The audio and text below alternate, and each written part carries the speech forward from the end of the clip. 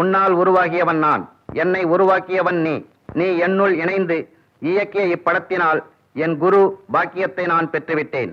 மாதா பிதா குரு தெய்வம் என்பதற்கேற்ப என்னை நீ வாழ்த்த என் மனம் தாழ்ந்து சிரம் தாழ்ந்து உன் தாழ் தொட்டு வணங்குகிறேன். நன்றியுடன் எப்போதும் உன் சிஷ்யன். அருளும் பொருளும் மிகவே கொடுத்தாய், திறனும் துணிவும் உடனே சேர்த்தாய், கருணை காத்தாய் மதுரை வீரா, எங்கள் குலமே உயர்த்தும் துணையே நீயே, உன் தாழ் பணிந்தே போற்றி போற்றி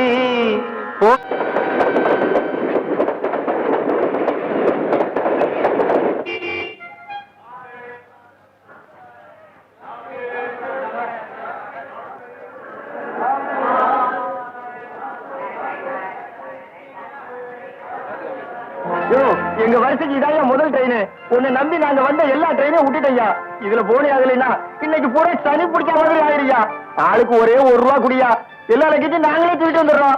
அதெல்லாம் ஒண்ணு வேண்டாம், சாமான்லாம் நானே எடுத்துக்கிறேன். இந்தா எத்தனாருக்கு என் பேர் சொல்லி 2 பேர் திருப்தி பண்ணி சாப்பிடுங்க. எனக்கு ஒரு விஷயம் தெரிஞ்சாகணும். மெட்ராஸ்க்கு நான் புதுசு, கிண்டிக்கு போகணும். எலக்ட்ரிக் ட்ரெயின்ல போனா சார்ஜ் கம்மியாகுமா, பஸ்ல போனா கம்மியாகுமா? பஸ்லயே ட்ரெயின்லயே போனா துட்டு எக்கச்சக்கமா செலவாகும். இப்படியே காலார பொடி நடையா போனா சாயந்தரத்துக்குள்ள சீக்கிரம் போய் சேர்ந்துடலாம். நல்ல ஐடியா. இந்தா அப்படியே எட்டனா பொட்டுக்களை வாங்கி தின்னுட்டு போனேன்னா தெம்பா இருக்கும். காலங்காத்த வந்து சேர்ந்தே எங்க இருந்தே வந்தானுங்க? என்னடா ஜேர்னி எல்லாம் விடுறா, சரி வருதா? யோ நிறுத்தியா, நீ யாருன்னே தெரியல, அதுக்குள்ள வாடா போட ஆரம்பிச்சிட்டியா? மெட்ராஸ்ல தெரிஞ்ச மாதிரி பேசுவாங்க, அசந்த ஆளையே அமைச்சிடுவாங்கன்னு எல்லா ஊரும் தெரிஞ்சுட்டு தான் வந்திருக்கேன். ஆளை பாரு, முடிக்கிற முடியா சரியில்லை. மெட்ராஸ்ல எல்லா பெரிய மனுஷனுக்குமே இப்படிதான் மொழி. உன்னை பத்தி எனக்கு எல்லாம் தெரியும். வர யோ யோ பொட்டிக்கிறவையா, இல்ல போலீஸ் கொடுவேன். யாராவது சொந்த விவரம் கேட்டவனா இருக்கா? உன் பேர் சேகரதா? ஆமா. ஊர் பேர் பாளையமா? ஆமா. உங்க அப்பா பேர் அம்மா சேப்பனா? ஆமா. அம்மா பேர் பேச்சுமாரா? ஆமா ஆமா ஆமா. முதல்ல நீ யாருன்னு சொல்லியா? Hello, good morning sir. நில்லியா நில்லியா. யோ யோ என் பெட்டி குடியா, என் பெட்டி குடியா. ஏறுங்க சார், ஏறுங்க. ஐயோ என் பெட்டி பா. ஐயோ போலீஸ் போலீஸ். நீ கூப்பிட்ட உடனே போலீஸ் வந்துருவேன். போலீஸ் டெலிபோன் நம்பர் இருக்கு தெரியுமா?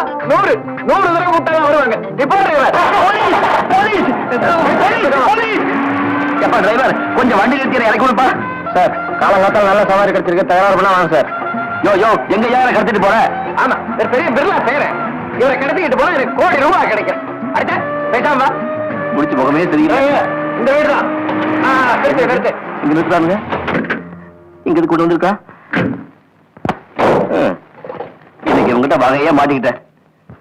யோ யோ வர வழியெல்லாம் உங்களை கேட்டு பார்த்துட்டேன். நீ யாரு என்னாலும் ஒரு விவரம் புரியல. என்ன எதுக்காக கடத்திட்டு இருக்க? இப்போ உண்மை சொல்லியா? சார் என்ன அனுப்பிச்சுடுங்க சார். நம்ம பிரச்சனை அப்புறம் வச்சுக்கலாம். முதல்ல மீட்டர் பணத்தை விட்டு, இல்லன்னா வெயிட்டிங் சார்ஜ் நீ தான் கொடுக்கணும். இது மீட்டருக்கு பணமா? ஏயா பஸ் ரயிலையும் போனா சார்ஜ் அதிகமாக நடந்து போன நினைச்சிட்டு இருந்தேன். பலாத்காரமா டாக்ஸி ஏற்றி விட்டு மீட்டருக்கு பணமா? யோ என்னை பத்தி உனக்கு தெரியாது. கராத்தே மணி தெரியுமா? அவனோட பிரதான சீடன் தான். உடம்பு எப்படி இருக்குது? என்ன பத்தி உனக்கு தெரியாது. கராத்தே மணிக்கு வாத்தியார் நான் தான். பாடி பத்தா தெரியல. ஜெனரல் ட்ரேடிங் கம்பெனில 9 மணிக்கு உனக்கு இன்டர்வியூ. இப்ப மணி 7. மரியாதை டாக்ஸி காசு போட்டு, இல்ல வேலை போயிடும். இன்டர்வியூ மறக்க. நான் இன்டர்வியூக்கு தான் வந்திருக்கேன். உங்களுக்கு எப்படி தெரியும்? எனக்கு தெரியாத விஷயமே கிடையாது. மணி 7:15. டாக்ஸிக்கு பணத்தை கொடுத்து சீக்கிரமா. ஐயோ மீட்டர் எவ்வளவு கொஞ்சம் பாரு. 2990 சார். இதுக்கு மாதிரி பேட்டா கம்பெனி வேலை பார்த்துட்டு இருந்தியா? சரி சரி 10 பைசா கொடு. என்னடா எவ்வளவு நேரம் டாக்ஸி வேலை பேசிட்டு இருக்கியா? சீக்கிரம் பணத்தை கொடுத்துரு. வேணா வேணா உள்ள வா. உஷா உஷா சீக்கிரம் வா. இங்க யார் வந்திருக்காங்க பாரு. வீட்டுல எல்லாம் சௌக்கியமா இருக்காங்களா? பிரயாணம் நல்லபடியா இருந்துச்சா? பக்கத்து வீட்டு பலராம பொண்டாட்டிக்கிட்ட தகராறு பண்ணிக்கிட்டு பஞ்சாயத்துக்கெல்லாம் போனாங்களே, இப்போ சமாதானம் ஆயிட்டாங்களா? ஏத்து விட்டு காவரியம்மா சீமா மாடவன் 2 வருஷமா கண்டு போடாம இருந்ததே, இப்போ அது மடி தங்கிருச்சா? இருங்க இருங்க, காலையில ரயில விட்டு இறங்கத்துல இருந்து ஒரே குழப்பா இருக்கு. இவர் யாரே தெரியல, தெரிஞ்ச மாதிரி பேசி எனக்கு கூட்டிட்டு வந்துட்டாரு. நீங்க என்னடா எங்க ஊர் விவகாரத்துல விலாவாரியா கேக்குறீங்க? முதல்ல நீங்க 2 பேரும் யாருன்னு சொல்லிடுங்க. முறைப்படி பார்த்தா அவ பொண்டாட்டி, நான் புருஷன். ஆனா நடைமுறையில அப்படியே உள்டாயிடுச்சு. அதெல்லாம் சொல்றாங்க. என்ன உங்களுக்கு எப்படி தெரியும்னு சொல்லுங்க. அதெல்லாம் அப்படி கேக்குறீங்க? உங்க அப்பாவோட ஒண்ணு விட்ட தம்பிக்கு சம்மந்தி இருக்காங்களே, அவங்களோட சகலபாடிக்கு எங்க தாய்மாமா பொண்ணோட தங்கச்சி தானே கட்டி கொடுத்துருக்கு. அந்த வகையில நாங்க உங்களுக்கு நெருங்கின சொந்தம். சரிங்க. பையன் வேலைக்காக பட்டணத்துக்கு வரா, அவனுக்கு ஒரே தெரியாது, அசல் மக்கு, ஊருக்கும் புதுசு, ஸ்டேஷன்ல திருப்பூர் முடிச்சுக்கிட்டு நிப்பான். அதனால நீ போய் அவனை கூட்டிக்கிட்டு வான்னு, வா அப்ப இவன் அப்பனுக்கு லெட்டர் எழுதி, இவன் அப்ப ஏன் அப்பனுக்கு லெட்டர் எழுதி, ஏன் அப்ப எனக்கு லெட்டர் எழுதி நான் ஸ்டேஷனுக்கு வந்தேன். 3 அப்பன் சேர்ந்து ஒரு சுப்பனை என் தலைமையில கட்டிருக்காங்க. புரியுதா? சரி சரி, சீக்கிரம் குளிச்சுட்டு டிஃபன் சாப்பிட்டு ஆபீஸ் கிளம்புங்க. அந்த மேனேஜர் ஒரு மாதிரி முதல் நாளே லேட்டான்னு சாமியாடி மெமோ கொடுத்துட்டு போறாரு. ஆமாமா, அந்த மேனேஜரும் போய் அதனால பேச ஆரம்பிச்சாருன்னா ஒரே கெட்ட வார்த்தையா வரும், தாங்க முடியாது. வா வா வா.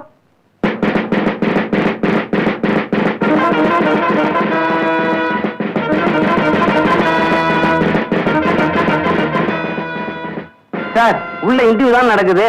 அதை என்ன சார் வேடிக்கை பாக்குறீங்க? இவ்வளவு கெலகாவா இருக்குது, இன்டர்வியூவா இல்ல தெரியலையே. அப்பாயிண்டட். Thank you sir. எங்க கம்பெனி இன்டர்வியூ கமிட்டி இருக்கு, அதுல ஒரு ஆள் தப்பிச்சுட்டு வரதுங்கிறது சர்வ சாதாரணமான விஷயம் இல்ல. நீங்க புத்திசாலித்தனமா பதில் சொல்லிட்டீங்க, பாராட்டுக்கள். இந்த கம்பெனில சேர்றதுக்கு 25,000 ரூபாய் டெபாசிட் கட்டணும். கொண்டாந்துருக்கீங்களா?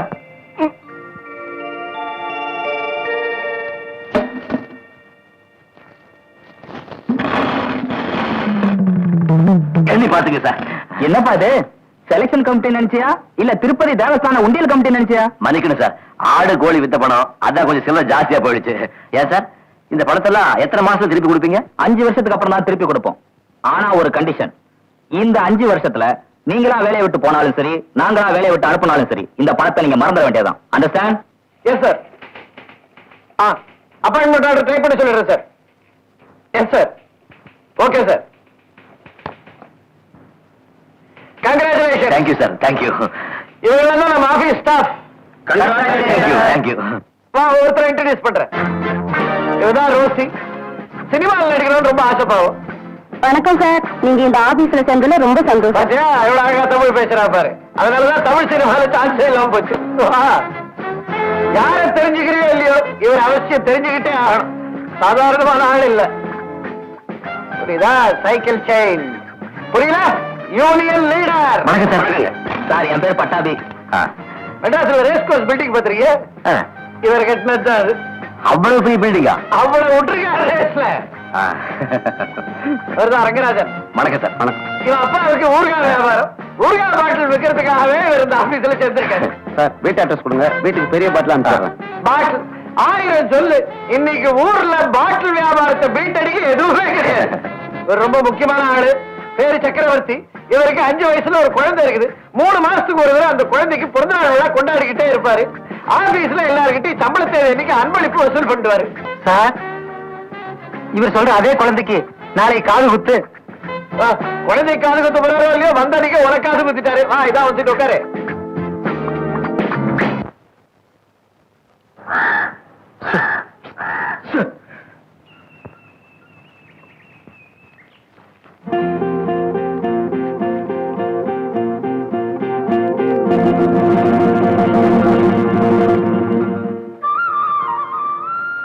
அட பாவி, 800 ரூபாய் சம்பளத்துல இன்னைக்குதான் வேலைக்கு சேர்ந்திருக்கேன். எல்லாருக்கும் பார்ட்டி கொடுக்கறத விட்டுட்டு இப்படி ஓரங்கட்டி வேர்க்கல்ல குறிக்கிறிய, வெக்கமா இல்ல உனக்கு? ஏடா, ஒரு 60 பைசா செலவு பண்ணி உன் வயத்துக்கு தயிர் சாதம் வாங்கி சாப்பிட கூட மனசு இல்ல? அட பாப்பா, அவன் கஷ்டம் அவனுக்கு. ஊர்ல அப்பாவோட சண்டை போட்டு தான் மெட்ராஸ்க்கே வந்தேன். 25,000 ரூபாய் டெபாசிட் கட்டி இந்த வேலையில் சேர்றது அப்பா கொஞ்சம் கூட பிடிக்கல. அது சரி, உங்க அப்பாச்சே? அதுலப்பா, ஏற்கனவே 2 இடத்துல டெபாசிட் கட்டி ஏமாத்திட்டாங்க.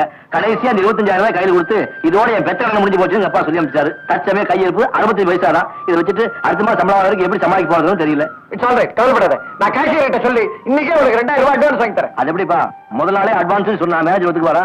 எவன்டா மேனேஜர் கிட்ட போகிறான்? நான் தான் கேஷியர் அட்ஜஸ்ட் பண்றேன்றேன். ஆமா, கைக்கு பணம் வந்த உடனே முதல்ல என்ன பண்றதா உத்தேசம்? நேரா பேங்க் கொண்டு போய் 10 வருஷம் பிக்ஸட் டெபாசிட்ல போட்டுருவேன். அப்புறம் நீ சாப்பிடுறது தங்குறதுலாம்? அதுக்கு தான் உன் வீடு இருக்க, சமைச்சு போறதுக்கு உன் பொண்டாடி இருக்கா. என்னமோ தெரியல, அவங்க எனக்கு ரொம்ப பிடிச்சு போச்சு. அடிச்சு பல்ல பேத்து போடுவேன். இன்னைக்கு சாயந்தரம் ஆபீஸ் விட்ட உடனே நேரம் முதல்ல போய் உனக்கு ஒரு வீடு பார்த்து செட்டில் பண்றேன். நீ என் வீட்டை காலி பண்ற. இல்லன்னா எனக்கு நிம்மதியே கிடையாது. மெட்ராஸ்ல எனக்கு இருக்கிற செல்வாக்கு நான் சொன்ன எந்த வீட்டையும் வாடகை கொடுப்போம். வீடு காலியா இருக்கணும், அவ்வளவுதான். வீடு கிடைக்கிறது ப்ராப்ளம் இல்லை, அதை விட. ஆனா மெட்ராஸ்ல எங்க போனாலும் ஜாக்கிரதையா இருக்கணும். எங்க போனாலும் எதையாவது கேட்டுருவோம். பஸ்ல போனா பாக்கெட்ல இருந்து பர்ஸ் எடுத்துருவோம். ஹோட்டலுக்கு போனா வயத்துல இருந்து குடல் எடுத்துருவோம். அரசியல் மீட்டிங்க்கு போனே ஆனா மண்டையில இருந்து மூளையே எடுத்துரும். டேய் அங்க பாரு. ஓகே ஃபிக்ஸ் பண்ணலாம்.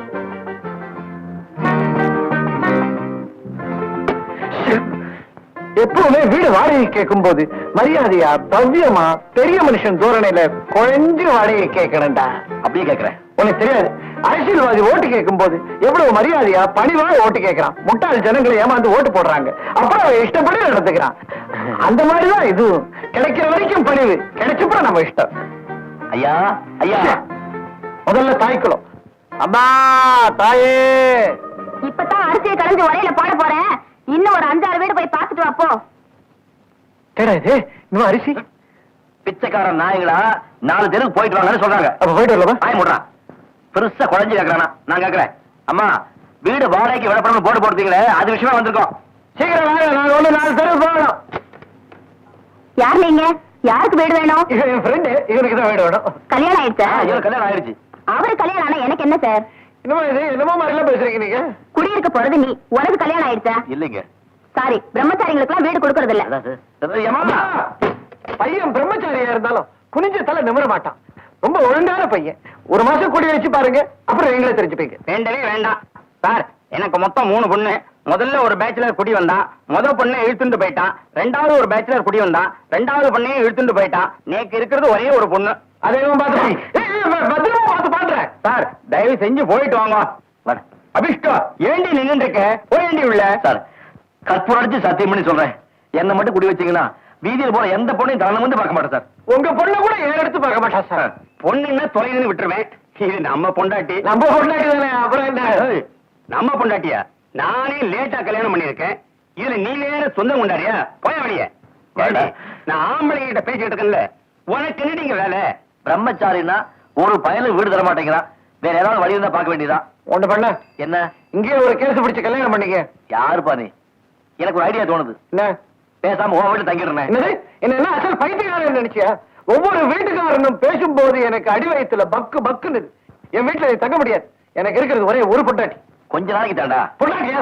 வீட்டுல தங்கிக்கிறேன்னு சொன்னேன். இத பாரு, வீடு தேடி இன்னைக்கு பூரா வேணும்னாலும் உன்னோட சுத்துற.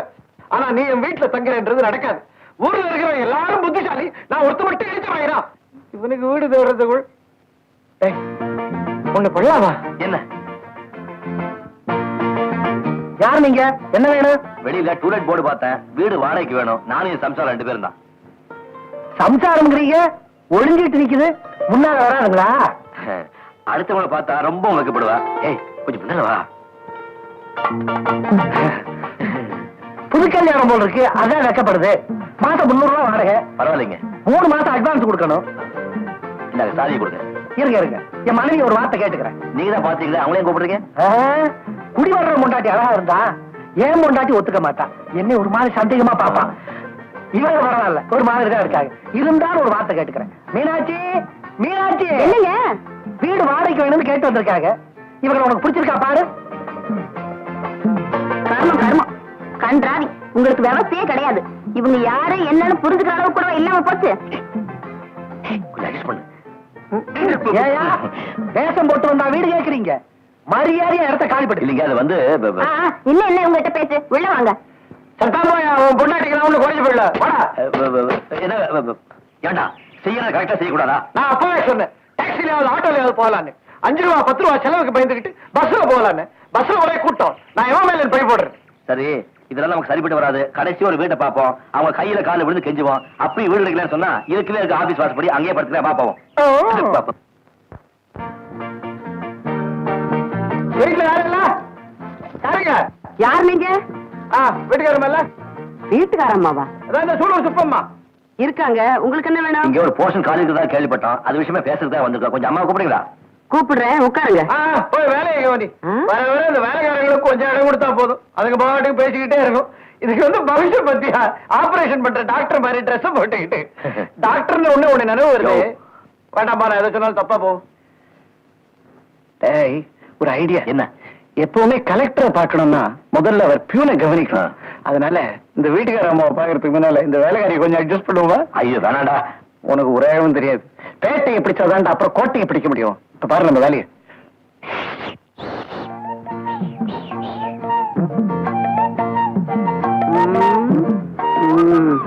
என்ன அதை கொஞ்சம் கீழே போட்டு பேசலாமா? அது நீங்க பேசுறத பொறுத்து இருக்கு. இது ஒரிஜினல் பேட்டை தான். என்ன பேட்டை கேட்டுங்கிறாரு? வர வழியில பேட்டையில உங்களை பத்தி விசாரிச்சோன்னு சொல்றாரு. இல்ல இந்த வீட்டுல நீங்க ரொம்ப நாளா வேலை பாக்குறீங்களா? முதலாளி அம்மாவுக்கு நீங்க ரொம்ப விசுவாசமானவங்களா நானே மானவங்களா? நீங்க ஒரு வார்த்தை சொன்னா அவங்க தட்டவே மாட்டாங்களா? நீங்க போட்ட கோணத்து கூட அவங்க தாண்ட மாட்டாங்களா? நீங்க சரணை முடிச்சா அவங்களுக்கு கேட்கும். நல்ல விவரமா தான் விசாரிச்சுட்டு வந்திருக்கீங்க. இப்ப என்னால உங்களுக்கு என்ன ஆகணும்? அவர்கிட்ட முதலாளி அம்மா என்ன பண்ணிட்டு இருக்காங்க? குளிச்சுக்கிட்டு இருக்காங்க. அப்போ கொஞ்சம் ஓரம் கட்டி பேசுவோமா? ஓரெல்லாம் கட்ட வேண்டாம், இங்கேயே பேசலாம். இது நம்ம வீடு மாதிரி தான். என்ன விஷயம்? இல்ல உங்களுக்கு மாசம் என்ன சம்பளம் கொடுக்குறாங்க இங்க? 30 ரூபா கொடுக்குறாங்க. அதுக்கு என்னப்பா? பாத்தீங்களா, மாசம் பூரா மாடு மாதிரி உழைச்சா 30 ரூபாய் கிடைக்குது. எங்க கூட கொஞ்சம் ஒத்து வச்சீங்கன்னா 100 ரூபாய் கொடுப்போம். தப்பா நினைச்சுக்காதீங்க, வந்த விஷயத்தை சொல்லிடுறோம். நான் ஊருக்கு புதுசு, நல்ல வேலை கிடைச்சும் தங்கறதுக்கு வீடு கிடைக்காம இவன் வீட்டு தண்ணியில நடுங்கிற குளிர்ல ஜனம் படுத்துட்டு இருக்கேன். வீடு தேடி நாங்க ஏறி இறங்காத வீதியே கிடையாது. நீங்க சிபாரிசு பண்ணி இந்த போஷன் வாங்கி கொடுத்தீங்கன்னா ரொம்ப சௌரியமா இருக்கும். 100 ரூபாய் 10,000 சொல்லுங்க, ஏதோ 5 10 மேல போட்டு கொடுத்துறோம். காரியம் கச்சிதமா முடியணும், அவ்வளவுதான். நீங்களே வச்சுக்கோங்க. நான் எப்பவும் வேலையை முடிக்காம கூலி வாங்குற வழக்கம் இல்ல. நான் போய் அம்மாவை கூட்டிட்டு வரேன். ச்சே, இந்த மாதிரி ஆள் நான் மந்திரியா வந்தாங்கன்னா எவ்வளவோ நல்லா இருக்கும். இப்ப எங்க? சும்மா சொல்லக்கூடாது, வேலைக்காரியா இருந்தாலும் கை சுத்தம். அதான் இப்படி பேட்டையிலேயே இருக்குது, கோட்டைக்கு போக முடியல. எங்கேயோ பார்த்த மாதிரி இருக்குது இல்ல? யாரோ ஒரு டாக்டர் இப்படி பட்டையா? வாசப்படி இந்த பக்கம். எங்களை மன்னிச்சிருங்க, இவனை போய் வேலைக்காரி சந்தேக மாட்டேன். நான் மூஞ்ச பார்த்து தப்பா நினைச்சிட்டேன். ட்ரெஸ் பார்த்து தப்பா நினைச்சிட்டேன். எங்க வேலை செய்யறீங்க? ஜெனரல் ட்ரேடிங் கம்பெனில. என்ன சம்பளம்? மாசம் 79 ரூபா. மாச வாடகை 280, 2 மாசம் அட்வான்ஸ். எடுங்க பணத்தை. அப்போ நிஜமா அவனுக்கு வீடு வாடகைக்கு தர போறீங்களா? இந்த ஆள் உன் கூடவே இருப்பானா? இருக்க மாட்டான். அப்படின்னு தரேன். நீ சொன்னதுல இருந்து வீடு கிடைக்காம எவ்வளவு கஷ்டப்பட்டிருக்கேன்னு என்னால புரிஞ்சுக்க முடிஞ்சது. அதனால உனக்கே வீடு கொடுக்கறதா முடிவு பண்ணிட்டேன். உங்களுக்கு தங்கமான மனசுங்க. ஒரு வழியா வீடு கிடைச்சதுடா. அவசரப்படுறியே? 2 கண்டிஷன் இருக்கு. 1, என்கிட்ட யாரும் பொய் சொல்லக்கூடாது. 2, புருஷ மண்டாட்டிக்குள்ள எந்த விதமான தகராறும் வரக்கூடாது. அப்படி ஏதாவது வந்தது பாத்திர மண்டம் எல்லாம் தெருவுக்கு போயிடும். என்ன புரிஞ்சுக்கிட்டியா? அது போகட்டும். உன் பொண்டாட்டி என்னைக்கு பால் காய்ச்ச வர போறா? கொஞ்ச நாளைக்கு இவன் தனியா தான் காய்ச்சுவான். என்னது தனியாவா? இல்ல இது வந்து ஆடி மாசம் இல்லையா, அவன் பொண்டாட்டி வந்து ஊர்ல பிறந்த வீட்டுல இருக்கா. ஆஹா, சின்னஞ்சிருசுங்க. கல்யாணம் ஆன புதுசுல 1 மாதம் பிரிஞ்சிருக்கிறது எவ்வளவு கஷ்டம்னு எனக்கு நல்லா தெரியும். இப்படித்தான் எனக்கு கல்யாணம் ஆன புதுசுல நான் ஆடி மாசத்துக்காக எங்க அம்மா வீட்டுக்கு போயிருந்தேன். எங்க வீட்டுக்காரரு என்னை விட்டு பிரிஞ்சிருக்க முடியாம தினம் 16 மைல் வேகாத வெயில் சைக்கிள்லயே வந்து வந்து என்ன பார்த்துட்டு போவாரு. லட்சுமி ஓடியா ஓடியா ஓடியா. இதானா தாத்தாவோட ஆடி மாசம் வாரிச்சு? அசப்புல உங்களை மாதிரியே இருக்கு. அதே கண்ணு, அதே மூக்கு, அதே உயரம். அட ஏங்கடா, அது பக்கத்து விட்டு பாப்பா. அதான் மூஞ்சியில புத்திசாலிகளா இருக்குதுன்னு பார்த்தேன். டேய், நான் ஒண்டியா இருக்கேன்னு அப்பப்ப பேச்சு துணைக்கு வந்துட்டு போகண்டா. பாட்டி, இவங்க யாரு? இவங்கதான் நம்ம வீட்டுக்கு புதுசா குடி வர போறவங்க. அங்கிள், சீக்கிரம் வந்துருங்க. பாட்டி கிட்ட தாத்தா கதை கேட்டு கேட்டு புளிச்சு போச்சு. நீங்களாவது வந்து புது கதை சொல்லுங்க. சமத்து குட்டி. இந்த அட்வான்ஸ். புளிச்சு போச்சா? இருடி, நான் உன்னை அப்புறம் பேசிக்கிறேன். ஒரே ஒரு விஷயம், என்ன? உங்களுக்கு இந்த ட்ரெஸ் விட அந்த வேலைக்காரி ட்ரெஸ் நல்ல பொருத்தம். அடே, இவன் உன்னை இங்க அடிக்கடி பார்க்க வருவானா? சத்தியமா வர மாட்டான். வரக்கூடாது. வர பாட்டி. இவனுக்கு பாட்டியா? ஏண்டா, எனக்கு கல்யாணம் ஆயிடுச்சு, இந்த அம்மா கிட்ட இருக்க டூப் விட்டேன். அது டூப் இல்ல, வாக்குறுதி. அந்த வாக்குறுதி தான் ஏன் கொடுத்தாங்க? அப்பப்ப ஏதாவது வாக்குறுதி கொடுத்துக்கிட்டே இருக்கணும். அதான் தலைவருக்கு லட்சணம். நான் தலைவர் உனக்கு பிடிக்கலையா? நாளைக்கு குடி போகும்போது பொண்டாட்டிங்க அந்த அம்மா கிட்ட என்ன பதில் சொல்றது? இப்ப ஆடின்னு சொல்லிட்டோம். அப்புறம் ஆவணி, மார்கழி, திங்கள், செவ்வாய், புதன், வியாழன், வெள்ளி. அப்படியே சொன்னாலும் இருக்கிற 12 மாசம் தாண்டா. அதுக்கப்புறம் என்ன பண்றது? அதுக்குள்ள ஒரு கல்யாணம் ஆகலாம், இல்ல அது வீட்டுக்காரம்மா மண்டைய போடலாம், இல்ல அந்த அம்மா உன்னை கல்யாணம் பண்ணிக்கலாம். டேய். நடக்கும் வாடா.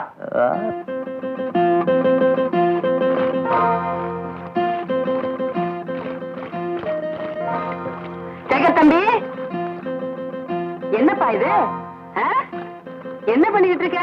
இல்ல, கடையில வெண்ணெய் வாங்கினா கலப்படமா இருக்குமேன்னு சுத்தமான வெண்ணைக்காக நானே கரைஞ்சிட்டு இருக்கேன். ஆமா, காலையில நீ தயிர் வாங்கலையே, மோர் தானே வாங்கின? அதான் அதுலதான் கரைஞ்சிட்டு இருக்கேன். அட பாவி, கடஞ்ச மோர்லயே வெண்ணெய் எடுக்கிறியா நீ? இன்னைக்கு பூரா கடைஞ்சாலும் வெண்ணெய் வராதுப்பா. ஒரு 4 நாள் கொடுத்து தயிர் வாங்கினா குறைஞ்சா போயிடுவேன். ஆமா, இந்த 5 காலத்து வீட்டுக்கு 250 ரூபாய் வாடகை வாங்குறீங்க. அதெல்லாம் சரி கட்டணும்னா நான் இப்படி எல்லாம் பண்ணித்தாகணும். சரிதான் போ. கடைசியில எந்தலையிலே கைய வச்சுட்டியா? வேணும்னா தினம் தயிருக்கு 4 நாள் நான் கொடுத்துடுறேன். நாளையில இருந்து இந்த வேலையெல்லாம் வச்சுக்காத. என்று கோலப்பக்கம் எடுத்துக்கிட்டு இதாதான் வெண்ணெய் ஓட கழிச்சு இது 2 நிமிஷத்துல திரண்டுடும். நல்லா திரண்டுது போ. ஆடி மாசம் முடிஞ்சு உன் பொண்டாட்டி வர்றதுக்கு இன்னும் 10 நாள் தான் இருக்கு. அது வரைக்கும் நீ இன்னும் என்னென்ன கூத்து பண்ண போறியோ? ஐயோ என்னது என்ன என்ன இதெல்லாம் நீங்க பண்ணிட்டு நான் பண்ணிக்கிறேங்க. பண்ணி நாளைக்கு உன் பொண்டாட்டி வந்தான்னா இந்த வீட்டுல வயசான கிழவி ஒருத்தி இருக்காளே, நம்ம புருஷன் சமையல் பண்ணதுக்கு இவ்வளவு கஷ்டப்பட்டு இருக்காரு, கூட மாட ஒத்தாசை பண்ணா இந்த கிழவி என்ன தேஞ்சா போடுவான்னு என்ன பத்தி அசிங்கமா நினைச்சுக்க மாட்டேன். நான் பண்ண உனக்கு குறைய மாட்டேன் போ. என்ன பண்ற? வெண்ணதான் திரண்டு வரைக்கும் லாபம். ஏன்பா உன் பொண்டாட்டி எப்படி? எப்படின்னா எப்படின்னா லட்சணம் எப்படின்னு கேக்குறேன். மூக்கு முடியுமா கலரா நல்ல அவசரமாவே இருப்பா. அதாவது சின்ன வயசுல என்ன பார்த்த மாதிரி இருப்பான்னு சொல்ற, அப்படித்தானே? ஆமா, உனக்கு கல்யாணம் ஆகி எவ்வளவு நாள் ஆகுது? 4-5 மாசம் ஆச்சு. பொண்டாட்டி வாந்திக்கிட்டு எடுக்கிறாள? அதான் கிடையாது, நல்ல தேக ஆரோக்கியமா தினகாத்திரமா இருக்கா. கொமட்டில குத்துவேன். வாந்தின்னா புள்ள பெக்கிற வாந்தி எடுக்கிறாளான்னு கேட்டேன். அது வந்துங்க விலைவாசியில எக்கச்சக்கமா ஏறி போச்சு. அதனால நான் அவளு பேசி கொஞ்ச நாள் கழிச்சு பெத்துக்கலாம்னு முடிவு பண்ணிட்டோம். ஐயோ என்னங்க நான் ஏதாவது சொல்லிட்டேனா? என் புருஷனும் இதே மாதிரிதான் சொன்னாரு. எங்களுக்கு கல்யாணம் ஆன புதுசுல சீக்கிரமா பெத்துக்கலாம்னு நான் சொன்னேன். கொஞ்ச நாள் போட்டோம்னு சொல்லி கடைசியில ஒரு நாள் அவரே பொட்டுன்னு போயிட்டாரு. தயவு செஞ்சு நீ இனிமே அப்படி எல்லாம் சொல்லாதப்பா, சீக்கிரமா பிள்ளைய பெத்துக்க. சரிங்க, எதுக்கும் அவன் வரட்டும், முயற்சி பண்ணி பாக்குறேன். இந்த காய்கறி ஏதடி மார்க்கெட்ல இருந்து வாங்கிட்டு வந்தியா? இல்ல, அங்கிள் தனியா கஷ்டப்படாருன்னுட்டு 3வது அக்கா கொடுத்தாச்சாங்க. 3வது விட்ட அக்கா கொடுத்து அனுப்பிச்சாளா? அது நான் ஒண்ணும் கேட்கலைங்க, அவங்களா தான் கொடுத்து அனுப்பிச்சிருக்காங்க. ஏண்டி உனக்கு கொஞ்சமாவது அறிவு இருக்க? எவ்வளவு ஏதாவது கொடுத்தா உடனே வாங்கிட்டு வந்த வேண்டியதானே? அவகிட்ட போய் சொல்லு, தம்பிக்கு கல்யாணம் ஆயிடுச்சு, இன்னும் 10 நாள்ல பொண்டாட்டி வர போறான்னு. கல்யாணம் ஆயிடுச்சு சொன்ன பாட்டி. பரவாயில்ல, பொண்டாட்டி வர வரைக்கும் கொஞ்சம் அனுசரணையா அப்படிக்கு இப்படி இருக்கலாமே சொன்னாங்க. அப்படிக்கு இப்படி இருக்கலாமேன்னு சொன்னாங்களா? அடி செருப்பால, அவனாலேயே என் வீட்டுல எவனையும் தனியா கொடுத்துன்னு வைக்கவே முடியல. போடி, முதல்ல இதை கொண்டு போய் அவன் மூஞ்சில வீசிட்டு வா. சேகர் தம்பி, நிஜமா நீயா எதுவும் கேட்கலையே? ஐயோ நான் எதுவும் கேட்கலீங்க. அதானே பார்த்தேன், நீ கேட். இந்த இருக்க காய்கறி எல்லாம் பழன்னு பச்சை பச்சையா, இது எது? பக்கத்துல அக்கா கொடுத்தது. அடே, உன் பொண்டாட்டி வர்ற வரைக்கும் இந்த தெருவுல இருக்கிறவனுங்க உன்னை ஒழுங்கா இருக்கவே விட மாட்டாளுங்க. என்ன தப்பா நினைக்காதீங்க, ஏதோ பிரியத்தை கொடுத்தாங்க நினைச்சேன், அது இவ்வளவு விவரம் இருக்குன்னு தெரியாம போச்சு. இதுக்கு தான் சொல்றது, புருஷன் எங்கேயாவது வெளியூருக்கு போனா பொண்டாட்டி ஞாபகம் எப்பவும் இருக்கணும்னு. என் புருஷன் வெளியூருக்கு போனாருன்னா நான் என்ன பண்ணுவேன் தெரியுமா? என் போட்டாவை கையோடவே கொடுத்து அனுப்பிச்சிருவேன். அவர் தூங்கினாலும் சரி, முடிச்சுக்கிட்டு இருந்தாலும் சரி, எப்பவும் என் போட்டா கையிலேயே இருக்கணும்னு சொல்லுவேன். அப்பத்தானே அடுத்த பொம்பளைய பார்க்கும்போது ஐயோ நமக்கு பொண்டாட்டி இருக்காளேன்னு ஒரு பயம் இருக்கும், மரியாதை இருக்கும். அதெல்லாம் சரி, உன் பொண்டாட்டி போட்டா கொண்டாந்துருக்கியா? என்னப்பா கொண்டாந்துருக்கியா இல்லையா? இல்ல இல்லையா? உன்ன ஏப்பா வெளியூருக்குன்னு போற மனுஷன் பொண்டாட்டி போட்டாவையும் கையோடவே கொண்டு வரலைன்னா அப்புறம் என்ன நீ பொண்டாட்டி மேல பிரியம் வச்சிருக்க? இல்லைங்க வந்து என்ன வந்து போய் அதெல்லாம் முடியாது, போட்டா எனக்கு வேணும். இருக்கு, ஆபீஸ்ல வச்சிருக்கேன். ஆபீஸ்லயா? ஏப்பா ஒரு 10 பேர் வர்ற போற இடத்துல கொண்டு போய் பொண்டாட்டி போட்டோ வச்சிருக்கே, உனக்கு கொஞ்சமாவது மூளை இருக்கா? சாயங்காலம் எப்படி கொண்டு வந்துடுறேன்? சாயங்காலம் முதல் வேலையா உன் பொண்டாட்டி போட்டோவோட உன் போட்டோவையும் சேர்த்து பிரேம் பண்ணி கொண்டுகிட்டு வர்றேன். வர்ற வழியில ஞாபகமா 3வது வீட்டுக்காரிகிட்டையும் முதல் வீட்டுக்காரிகிட்டையும் கொண்டு போய் மூஞ்சில அடிச்ச மாதிரி காட்டிட்டு அதுக்கப்புறமா கொண்டு வந்து மேஜை மேல வைக்கிற, சரிதானா? சரி. இந்த சரிகிரின்னு மென்னு முழுங்கிட்டு சாயங்காலம் வரும்போது போட்டா நம்ம வெறும் கையோட வந்த இருக்கிற தட்டு முட்டு சாமான் தெருவுக்கு பறந்துடும். ஜாக்கிரதை.